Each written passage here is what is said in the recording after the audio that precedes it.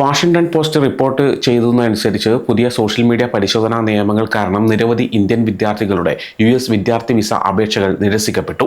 ഈ വിഷയം അപേക്ഷകർക്കിടയിൽ വലിയ ആശങ്കകൾ ഉണ്ടാക്കിയിട്ടുണ്ട്. അഭിപ്രായ സ്വാതന്ത്ര്യത്തെക്കുറിച്ചും വിസ നടപടികളിലെ സുതാര്യതയെക്കുറിച്ചുമുള്ള ചോദ്യങ്ങൾ ഇത് ഉയർത്തുന്നുണ്ട്. കൗശിക് രാജ് എന്ന 27 വയസ്സുകാരനായ ഇന്ത്യൻ വിദ്യാർത്ഥിക്ക് വിസ നിഷേധിക്കപ്പെട്ടു. ന്യൂഡൽഹിയിലെ US എംബസിയാണ് അദ്ദേഹത്തിന്റെ വിസ അപേക്ഷ നിരസിച്ചത്. അദ്ദേഹത്തിന്റെ സോഷ്യൽ മീഡിയ പോസ്റ്റുകളാണ് ഇതിന് കാരണമെന്നാണ് കൗശിക് രാജ് സംശയിക്കുന്നത്. ഈ പോസ്റ്റുകൾ പലപ്പോഴും വിദ്വേഷ കുറ്റകൃത്യങ്ങളെക്കുറിച്ചായിരുന്നു.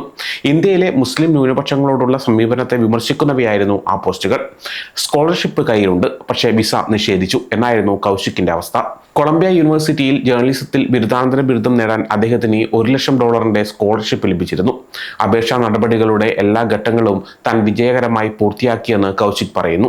എന്നിട്ടും അദ്ദേഹത്തിന് വിസ നിഷേധിക്കപ്പെട്ടു. ഓഗസ്റ്റ് 21-നാണ് കൗശിക് രാജിന് വിസ നിരസിച്ചുകൊണ്ടുള്ള കത്ത് ലഭിച്ചത്.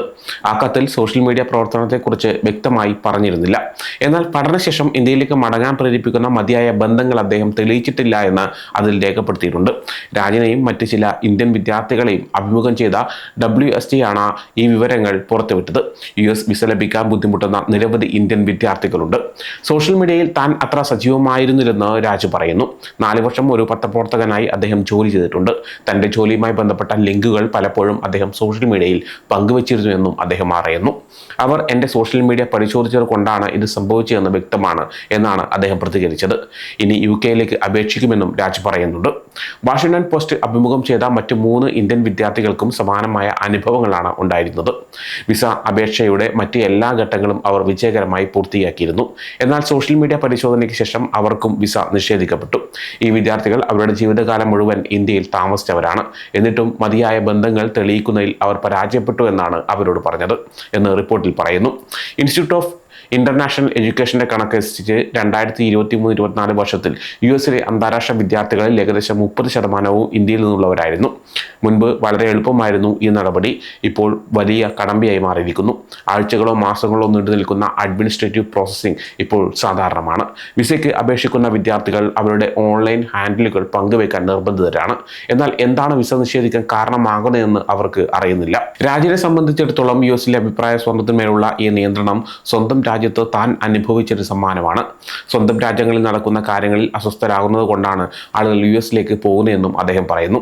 എന്നാൽ അവിടെയും സെൻസർ ചെയ്യപ്പെടുകയാണെങ്കിൽ പിന്നെ എന്തിനാണ് പോകുന്നതെന്നും അദ്ദേഹം ചോദിക്കുന്നുണ്ട്. കഴിഞ്ഞ മാർച്ചിൽ US വിദേശ നയത്തെ വിമർശിച്ച വിദേശ വിദ്യാർത്ഥികളെ ഇമിഗ്രേഷൻ അധികൃതർ തടഞ്ഞുവെക്കാനും നാടുകടത്താനും തുടങ്ങിയിരുന്നു. പലസ്തീൻ അനുകൂല പ്രകടനങ്ങളിൽ പങ്കെടുത്ത നിരവധി വിദ്യാർത്ഥികളെ നാടുകടത്തി. കൊളംബിയയിലെ PhD വിദ്യാർത്ഥിയായ രഞ്ജിനി ശ്രീനിവാസൻ, ജോർജ് ടൗൺ യൂണിവേഴ്സിറ്റിയിലെ പോസ്റ്റ് ഡോക്ടറൽ ഫെലോ ആയ ബദർ ഖാൻ സൂരി എന്നിവരും ഈ കൂട്ടത്തിൽപ്പെടുന്നു. ഇവർ ഹമാസ് പ്രചാരണം നടത്തിയെന്ന് ആരോപിക്കപ്പെടുകയായിരുന്നു. വാഷിംഗ്ടൺ പോസ്റ്റ് ഇക്കാര്യം റിപ്പോർട്ട് ചെയ്തിട്ടുണ്ട്. ഞങ്ങളുടെ ദേശീയ താൽപ്പര്യങ്ങൾക്കോ വിദേശ നയത്തിനോ എതിരായ പ്രവർത്തനങ്ങളിൽ അവർ ഏർപ്പെടുകയാണെങ്കിൽ ഞങ്ങൾ വിസ റദ്ദാക്കും എന്നാണ് സ്റ്റേറ്റ് സെക്രട്ടറി മാർക്കോ റൂബിയോ മാർച്ചിൽ പറഞ്ഞത്. ഞങ്ങൾ ആക്ടിവിസ്റ്റുകളെ യുണൈറ്റഡ് സ്റ്റേറ്റ്സിലേക്ക് ഇറക്കുമതി ചെയ്യാൻ പോകുന്നില്ല എന്നും അദ്ദേഹം കൂട്ടിച്ചേർത്തിരുന്നു. പിന്നാലെ മെയ് മാസത്തോടെ US സ്റ്റേറ്റ് ഡിപ്പാർട്ട്മെന്റ് വിസ അഭിമുഖങ്ങൾ താൽക്കാലികമായി നിർത്തിവെച്ചിരുന്നു. വിസ പരിശോധനയ്ക്കുള്ള നടപടിക്രമങ്ങൾ കൂടുതൽ വിപുലമാക്കി. ജൂണിൽ ഒരു പുതിയ നയം നിലവിൽ വന്നു. അപേക്ഷകൾ അവരുടെ എല്ലാ സോഷ്യൽ മീഡിയ പ്രൊഫൈലുകളും പബ്ലിക് ആക്കണമെന്നായിരുന്നു നയം. ലൂസിയാന സ്റ്റേറ്റ് യൂണിവേഴ്സിറ്റിയിലെ 26 വയസ്സുകാരിയായ ഒരു PhD വിദ്യാർത്ഥിനി ഇപ്പോൾ ഓൺലൈനിൽ പോസ്റ്റ് ചെയ്യുന്നത് ഏതാണ്ട് നിർത്തി. എന്തും നാടുകടത്താനോ വിസ റദ്ദാക്കാനുള്ള കാരണമായി അവർ കണക്കാക്കാമെന്നാണ് അവർ പറയുന്നത്.